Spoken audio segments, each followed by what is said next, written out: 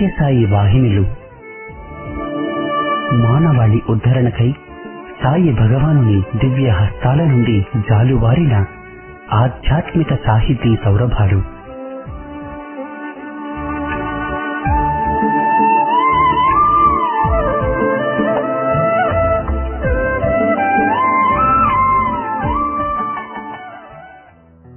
ఓం శ్రీ సాయిరాం.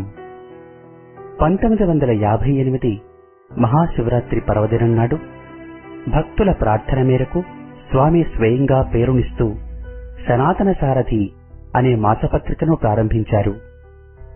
సత్యసాయి భగవానుడే స్వయంగా ప్రేమవాహిని, ధర్మవాహిని, జ్ఞానవాహిని ఇలా 15 వాహినుల పేరిట 26 ఏళ్ల పాటు ప్రతి మాసం వ్యాసాలను సనాతన సారథికి అనుగ్రహించారు. సాయి తత్వబోధ, సాయి ప్రేమ సారం ఈ 15 వాహినులలో నిక్షిప్తమై ఉంది. ఆ వాహినుల పరంపరలోని ఇప్పుడు మీరు వినబోయేది సత్యసాయి వాహినిలోంచి ఒక భాగం.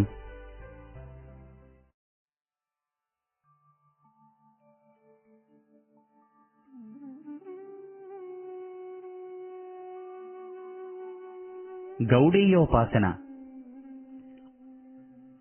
అవ్యక్త పురుషోత్తమ రూపములో కృష్ణ పరమాత్మను, వ్యక్త పరాశక్తి ప్రకృతి రూపములో రాధను అనుదర్శనము చేస్తూ ఈ కడిలో రాధామాధవ నామ సంకీర్తన చేస్తూ ఉంటే పొందే ఆనందమే కేవలము మోక్షము అంటారు గౌడపాదాచార్యులు. ఆయన సనాతన గోస్వామి. ఆ పరమాత్మ ఆనందరస స్వరూపుడు. ఆ రసాన్ని పొందితేనే ప్రాణికి నిజమైన ఆనందం కలుగుతుంది అనే శృతి వచనానుసారం ఆ రసానంద నిధిని అనుభవించాలంటే శ్రీ రాధామాధవుని నామమే శరణ్యం అంటారు. నింబార్కాచార్యులు ద్వైతోపాసనలో పురుష ప్రకృతి సంబంధం వలనే జీవాత్మ పరమాత్మ సంబంధంగా భావించి ఉపాసించాలంటారు వల్లభాచార్యులు. శుద్ధాద్వైతోపాసనలో కృష్ణస్థు భగవాన్ స్వయం, కృష్ణ భగవానుడు స్వయంగా పరమాత్మ. ఆ సర్వాత్మను పొందుటయే శుద్ధాద్వైత మోక్షము. శైవోపాసః అంగం సర్వకాలం పృథివ్యాది తత్వాల స్థితిగతులకు మూలకారణమైన లింగము. అదే పరమశివ స్వరూపము. ఆ ఇష్టలింగ ప్రాప్తినే మోక్షము అని అంటారు. శివాద్వైతోపాసన. జీవాత్మ తనను కర్తగాను భోక్తగాను భావించుకుని ప్రకృతిబద్ధుడు అవుతున్నాడు. శివప్రాప్తి కలిగితేనే జీవునకు మోక్షము కలుగుతుంది, అంటే శివైక్యత కలుగుతుంది అంటారు. వీరశైవోపాసన. జంగములు ఒక ఈశ్వరుడు తప్ప వేరు ఏమీ లేదంటారు. ఈశ్వర విభూతిని పొందుటయే ముక్తి అంటారు. పాశుపతోపాసన. జీవుడు ప్రకృతి గుణాలనే పాఠశాలలో కట్టివేయబడిన పశువు. ఆ పశువుకు, ఆ పాశాలకు, ఆ ప్రకృతికి నియంత పరమేశ్వరుడు.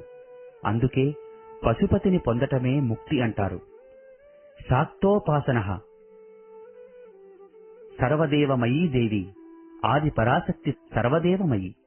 ఈ వివిధ విచిత్ర రూపములకు, నామములకు కారణమైన ప్రకృతియే మాయాశక్తి. ఈ శక్తి కలిగిన వాడే మహేశ్వరుడు. ఈ జంట అవయవాలతో ఈ నింగి నేల నిండి ఉన్నాయి. అవ్యక్తంగా పురుష రూపంలో ఉన్న పరమేశ్వర తత్వమే వ్యక్తంగా స్త్రీ రూపములో మాయగా ఉన్న పరాశక్తి. ఆమె జగన్మాత, అమ్మలగన్న యమ్మ. ఆ పరాశక్తి మనలో స్వాభావికమై తెలిపిన బలముగా క్రియగా అనుభవమవుతుంది. జైనోపాసన. జైనులు అనగా మార్వాడీలు వైష్ణవ ప్రాధాన్యంగా ఉంటుంది. శంఖచక్రధారుడైన విష్ణు భగవానుని ప్రతిమలు దేవాలయములలో పూజిస్తారు. నమో హరితాణం, నమో సిద్ధాణం, నమో ఐర్యాణం, నమో వజ్జూయాణం, నమో లోపసభ్య సాహూణం. ఇవే జైనుల మంత్రాలు. కామాది వైరులను జయించే మహావీరులకు, సిద్ధులకు, ఆచార్యులకు, ఉపాధ్యాయులకు, లోకములో ఉన్న సర్వ సాధువులకు నమస్కారములు. ఈ పంచ నమస్కారములు పాప పరిహారం చేస్తాయి. ఈ మంత్రధారణే సర్వశుభం. ఈ మంత్రభావంలోనే ముక్తి పొందాలంటారు జైనులు. సిక్కులు సాంప్రదాయోపాసన ఆత్మతత్వోపదేశాన్ని చేసే గురువును, ఆయన ఉపదేశాల సమ్మేళనమై గ్రంథ సాహిబును పూజిస్తూ కీర్తిస్తూ ఉండటమే పరమధర్మం. భారతీయ సంప్రదాయంలో సిక్కు సంప్రదాయము అంతర్భావం. క్రైస్తవోపాసన యేసు ప్రభువే రక్షకుడు. తెలిసియో తెలియకనో పాపాలు చేయటం మనిషికి పరిపాటి. మానవుల పాపాలను తొలగించి పరిశుద్ధులను చేయటానికే యేసుప్రభువు శిలువపై రక్తాన్ని చిందించాడు. ఆ ప్రభువును, ఆయన ఉపదేశాలను బైబిలు అనే మతగ్రంథములోని సూత్రాలను ఆచరిస్తూ ఉపాసిస్తూ ఉంచటమే మనిషికి మంచిదారి. క్రైస్తవోపాసనలో స్తోత్రము చేయటమే ముఖ్యంగా ఉపాసనా నియమం. మహమ్మదీయోపాసన ఇమాందారీ ఖైదామేతో పైగంబర్ మే భరోసా, ఆత్మవిశ్వాసం కలిగి ఉండటం, దైవముపై సర్వభారము పెట్టి ఉండటం, దైవశక్తి అడుగు అడుగునా గుర్తించుతూ ఉండటం. ఇవి లోకములో ప్రధాన నియమాలు. దేహత్యాగం చేసిన తరువాత పరలోకంలో దేవుని దర్బారులో తన వాస్తవికతను నిరూపించుకొనటం అంటే అందుకు తగిన రుజువర్తన జీవితాంతం వరకు కలిగి ఉండటం. దైవవాణి అయిన ఖురాను గ్రంథబోధనలను అక్షరాలా ఆచరించటం. ఇవి మహమ్మదీయోపాసనలో పారలౌకిక నియమావళి. అల్లాహు అక్బర్, లా ఇలాహ ఇల్లల్లా ఇవి మహమ్మదీయుల ప్రధాన మంత్రాలు. భగవంతుడు సర్వోత్తముడు, అంతకంటే మించిన విశ్వనియంత లేడు, అతడే ఆరాధించతగినవాడు అని ఈ మంత్రం యొక్క అర్థము. నాకంటే మించినది లేదు, నా పరమస్తి కించిత్ అనే భగవద్గీతార్థము మహమ్మదీయ మంత్రార్థానికి సామ్యాలే. అందువలన మహమ్మదీయ సాంప్రదాయము కూడా భారతీయ హైందవ సాంప్రదాయములో అవాంతర భాగమే. ఈ విధంగా మానవుడు ఆత్మ పరిశోధనకు ప్రారంభించినప్పటి నుండి తరతరాల నరజాతికి తారకమైన అనంత విజ్ఞాన నిధిగా ఎరిగిన భారతీయుల సంస్కృతి అనంత గంభీరం కావటం వల్ల భిన్న భిన్న సాంప్రదాయాల రూపాలలో నదులెన్ని వచ్చినను చేరినను పొంగక కృంగక ధర్మసీమలో నిలిచి ఉన్నది.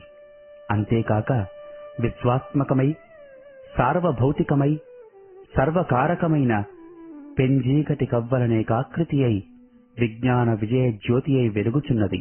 ఇట్టి పవిత్ర మహాసంస్కృత క్షేత్రమైన భారత ధాత్రి మీద మనిషిగా పుట్టుట కంటే సుకృతము లేదని తెలుసుకోగలిగిన మనిషికి కలిగే ఆనందం అపారం. అగ్ని నుండి విస్ఫులింగములు భిన్నములను నభిన్నములను ఎట్లు కావో అటులనే జీవుడు బ్రహ్మము నుండి భిన్నుడును అభిన్నుడును కాడు. జీవ బ్రహ్మముల సంబంధము కేవలము ఏకత్వము కాదు, కాని అది కార్యకారణ సంబంధము. మోక్షము పొందు వరకు జీవుడు పరమాత్మ కంటే భిన్నుడు. ముక్తుడు భేదకారణ శూన్యుడగుట వలన పరమాత్మతో నభిన్నుడు. జీవ బ్రహ్మముల భేదాభేదములు రెండును బంధ మోక్షావస్థలపై ఆధారపడును. బ్రహ్మము స్వయం ప్రభ స్వప్రకాశము. అది ఏ ఇతర చైతన్యమునకు విషయము కాదు. బ్రహ్మము సకల విషయముల నెరుగుచున్నది. ఇతర పదార్థములన్నీయు దృశ్యములు లేక చైతన్యమునకును విషయములు. దృగేన నతు దృశ్యతే. రూపము దృశ్యమగునప్పుడు కన్ను దృక్కు, కన్ను దృశ్యమగునప్పుడు మనస్సు దృక్కు, మనస్సు బుద్ధి వృత్తులలో దృశ్యమైనప్పుడు సాక్షి చైతన్యమే దృక్కు. ఈ సాక్షిని ఎవరునూ చూడజాలరు. దృశ్య విషయమంతయు ఆత్మయే, శరీరము ఆత్మ కాదు. ఏలయన ఘటాదుల వలె ఎరుగబడుచున్నది. ఆత్మగానిదంతయు సుక్తి రజతము వలె దృశ్యమాత్రమే. ఆత్మ తన కోసం తానున్నది, విషయ ప్రపంచం మరొకరి కోసం. జగము స్వయం సత్తావంతము కాదు, అది బ్రహ్మము నుండి జన్మించి బ్రహ్మముపైనే ఆధారపడి ఉన్నది. కనుక అది బ్రహ్మము కంటే తక్కువ సత్యము. ఇంద్రజాలకునిచే ఇతరుల కొరకు కల్పింపబడిన మాయ ఇంద్రజాలకుని బాధింపనటులా ఈ జగత్తు బ్రహ్మముచే కల్పింపబడినది అగుట చేత బ్రహ్మమును బాధింపదని తెలియవచ్చును. జగము యొక్క అవస్థాత్రయములతో బ్రహ్మమునకు సంబంధమున్నట్లు తోచుట రజ్జువునందు సర్పదృశ్యము వలె భ్రాంతి. మాయను అసత్తని చెప్పజాలము. సర్పముగా చూడబడిన రజ్జువు ఆ దృశ్యమంతరింపగనే సర్పము కాదని తెలియను కాని ప్రపంచము అట్లు అంతరించుటలేదు. జగద్దృశ్యము అనిర్వచనీయము, అనగా దానికదే సాటి అని భావము. దానిని అసత్తని కాని సత్తని కాని వర్ణింపజాలము. జగత్తు సదసత్ విలక్షణమని చెప్పబడును, అసత్తని చెప్పబడలేదు. కొంతకాలము నుండును కాన జగము సద్రూపము, ఎల్లకాలము ఉండదు కాన అది అసద్రూపము. ఒక వస్తువు ఆ వస్తువు కాదని వ్యతిరేకించునంత వరకు మాత్రమే సత్యము.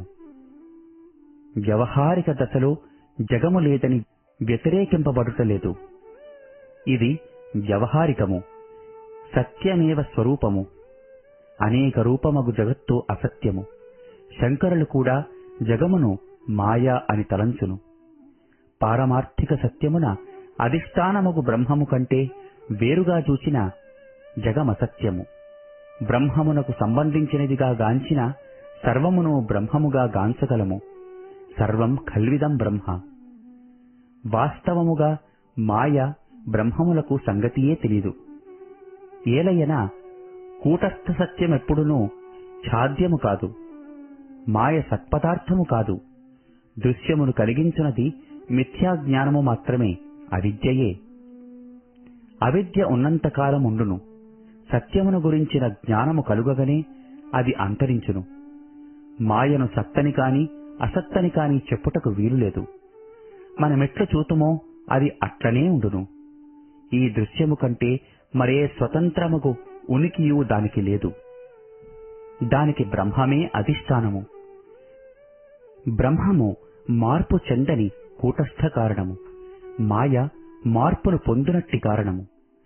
బ్రహ్మము జగదృశ్యమునకు అధిష్టానమైన పరమసత్యము. పరివర్తనమును నానాత్వమును మాయ వలన కలుగుచున్నవి. అవిద్యాసహితమైన బ్రహ్మము జగత్తునకు ఉపాదాన కారణము. జగత్తునందే ఉండి అందే లయించుచున్నది. బ్రహ్మము జగత్తునకు నిజమగు విరక్తి కారణము. మాయ సహకారి కారణము. కార్యకారణములకు అతీతమైన బ్రహ్మము ఉపాదన కారణము కాజాలదు. అయితే జగద్దృశ్యమును చిత్రపటముతో పోల్చిన శుభ్రమగు పటము శుద్ధ బ్రహ్మము. అన్య విలేపనము వలన ఘట్టితమైనది పటము అంతర్యామి. నల్లని రంగు మనుష్యాకారము. ప్రపంచానుభవముల వలన వేదనను దుఃఖమును చెందు దృశ్యాత్మయే జీవుడు. జీవుడు దృశ్యము, బ్రహ్మము సత్యము. జగము బ్రహ్మము యొక్క లీల, విలాసము. అనేకత్వమునందవలయునన్న బ్రహ్మమునందలి సంకల్పము యొక్క అభివ్యక్తియే అది. బ్రహ్మమును పరమాత్మ సత్యముగా ఎరుగుటయే మోక్షము. ధ్యాన, పూజ, కర్మ, కలాపములు మందాధికారులకుద్దేశింపబడినవి. జ్ఞానము ఇహాముత్ర ఫలభోగ విరాగులకు ఉత్తమాధికారులను అనుసరించబడినవి. వేదాంతము అధ్యయనము చేయగోరు వారలకు నిత్యానిత్య వివేకము, ఇహపర అపరభోగ విరాగము, శమదమ ఉపరతి తితీక్ష, శ్రద్ధ, సమాధాన సంపత్తి, ముముక్షత్వము ఈశ్వర నిర్మితములని మనము గాంచుచున్న వస్తువుల ప్రయోజనమెరుగవలనను చిత్తమును జ్వలింపజేయును. కర్మ జ్ఞానములు వేరువేరు సాధకులకు ఉద్దేశింపబడినవి. ఈ రెండింటినీ కలిపి అనుసరించుట సాధ్యము కాదు. ధర్మానుష్ఠానము నూతన జన్మములకు మాత్రమే కారణమగును. అభ్యుదయమే ధర్మజ్ఞాన ఫలము, నిశ్రేయసమే మోక్షము. బ్రహ్మజ్ఞాన ఫలము. బ్రహ్మజ్ఞానమితరముకు అనుష్ఠానమునపేక్షింపదు. నిత్య సద్రూపమగు బ్రహ్మమును గురించిన జ్ఞానము పురుష వ్యాపారముపై ఆధారపడినది కాదు. మోక్షము రెండు రకములు: సద్యోముక్తి, క్రమముక్తి. మొదటిది జ్ఞానఫలము, రెండవది ఉపాసనా ఫలము. జ్ఞానము శుద్ధాద్వైతము, భక్తి పరప్రేమతో కూడినదై ప్రేమ నిమిత్తమే భగవంతుని ప్రేమించినట్టిదై ఉండవలెను.